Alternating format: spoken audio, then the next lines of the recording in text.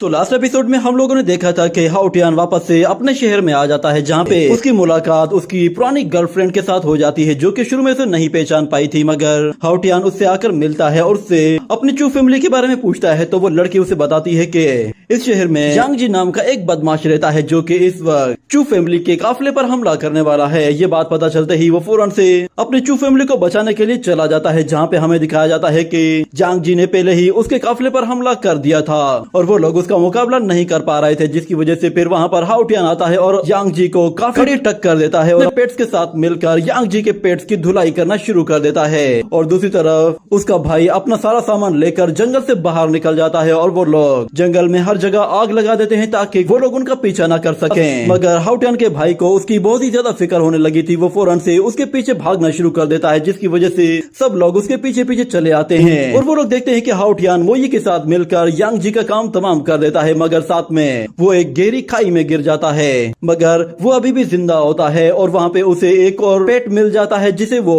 فوراً سے اپنا پارٹنر بنا لیتا ہے۔ اور دوسری طرف ہمیں دکھایا جاتا ہے کہ ہاؤٹیان کا بھائی فوراً سے اپنے گھر واپس آتا ہے اور آتے ساتھ ہی اپنے گرینڈ فادر سے کہتا ہے کہ آج مجھے ہاؤٹیان نظر آیا تھا، وہ بہت ہی زیادہ طاقتور ہو چکا ہے، اس نے ہماری بہت مدد کی ہے۔ یہ سن کر اس کا گرینڈ فادر حیران ہو جاتا ہے اور کہتا ہے تم ہوش میں تو ہو، تم یہ کیا کہہ رہے ہو کہ وہ واقعی میں ہاؤٹیان تھا جس نے یانگ جی کو ہرایا ہے؟ تو چوننگ کہتا ہے کہ ہاں، میں نے سب کچھ اپنی آنکھوں سے دیکھا ہے، وہ فورتھ بردر ہی تھا، مگر اب وہ بالکل بدل چکا ہے۔ لگتا ہے کہ شاید اس نے بہت زیادہ تکلیفیں برداشت کی ہیں جس کی وجہ سے وہ کافی زیادہ اسٹرانگ بن گیا ہے۔ یہ بات سن کر وہاں پہ بیٹھے ہوئے سارے کے سارے ماسٹرز بالکل حیران ہو جاتے ہیں اور ایک دوسرے کے ساتھ باتیں کرنا شروع کر دیتے ہیں کہ کیا یہ واقعی میں پاسبل ہو سکتا ہے کہ اتنے سالوں کے بعد وہ لڑکا دوبارہ سے زندہ ہو کر واپس آئے؟ مگر پھر چوننگ اپنے گرینڈ فادر سے کہتا ہے کہ پلیز اسے ڈھونڈنے کے لیے کسی کو بھیجیے کیونکہ وہ اس وقت فوریسٹ میں موجود ہے اور وہ جگہ بہت ہی زیادہ خطرناک ہے۔ تو اس کا گرینڈ فادر کہتا ہے کہ اگر بات ہمارے گرینڈ سن کی ہے تو ہم اس پہ بالکل بھی لاپرواہی نہیں برتیں گے۔ وہ فوراً سے آرڈر دیتا ہے کہ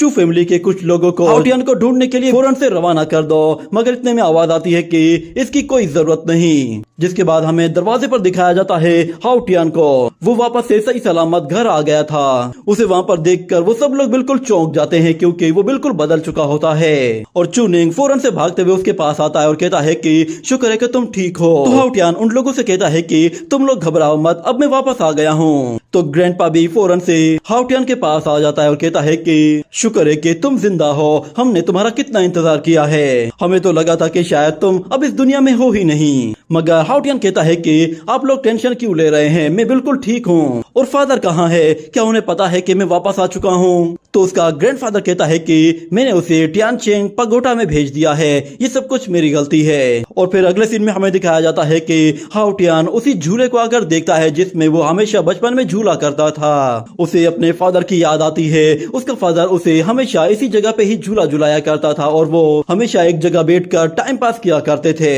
اور دوسری طرف پھر لنگیو آتی ہے اور کہتی ہے کہ ینگ ماسٹر، مجھے آئی ڈیمن پیلیس کے جاسوسوں کا پتہ چل گیا ہے اور یہ بھی پتہ چل گیا ہے کہ آپ کی فیملی پر کس نے حملہ کروایا تھا۔ تو ہاؤٹیان کہتا ہے کہ یہ کام ضرور کسی نہ کسی فائنینشیل آفیسر کا ہی ہوگا، جس پر لنگیو کہتی ہے کہ آپ نے بالکل صحیح پہچانا ہے، کیونکہ مجھے یہ بھی پتہ چلا ہے کہ یانگ فیملی نے اپنے بہت سارے ٹریجرز آکشن سٹی کی طرف بھیج دیے ہیں۔ ایسا لگ رہا ہے کہ جیسے یانگ فیملی چو فیملی کو روکنا چاہتی تھی تاکہ وہ لوگ آکشن ہاؤس میں جا کر کوئی بھی چیز نہ خرید سکیں۔ اور مجھے یہ بھی پتہ چلا ہے کہ اس آکشن ہاؤس میں ایک ڈیمن ہارٹ کو لایا گیا ہے، یہی وجہ ہے کہ ڈیمن وارئرز کو وہ ڈیمن ہارٹ چاہیے۔ یہ بات سن کر ہاؤٹیان کہتا ہے کہ اگر ایسی ہی بات ہے تو پھر ہمیں وہاں پر آئے ڈیمن وارئر بن کر جانا چاہیے تاکہ ہم لوگ اس ڈیمن ہارٹ کو حاصل کر سکیں اور پھر اس 6 گریڈ سول آرمر کو ہم لوگ آکشن میں بیچنے کے لیے دے دیں گے۔ مجھے پورا یقین ہے کہ سول آرمر کو دیکھتے ہی یانگ فیملی اس کے لیے ایک سے بڑھ کر ایک بولی لگانے کی کوشش کرے گی، مگر تم بھی ہار مت ماننا، تم ایک سے بڑھ کر ایک پرائز لگاتی جانا۔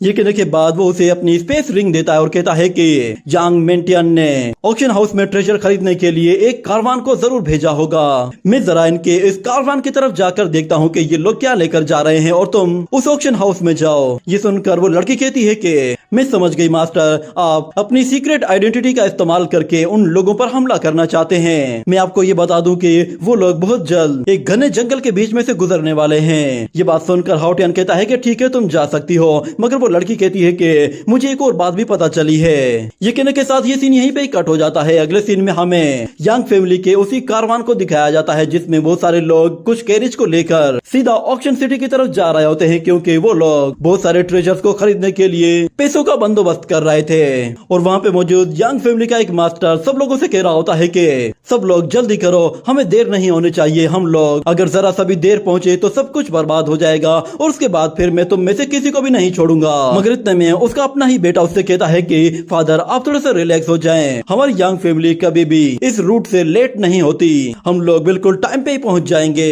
इतने में उन्हें फिर किसी की आवाज सुनाई देती है। वो उन लोगों से कहता है कि तुम लोगों ने बिल्कुल सही कहा, तुम लोग हमेशा टाइम पे पहुंच जाते हो क्योंकि तुम लोग तो चोर हो जो दूसरे पे हमला करते हो। ये सुनते ही वो सब लोग बिल्कुल हैरान हो जाते हैं और वो मास्टर कहता है कि किसकी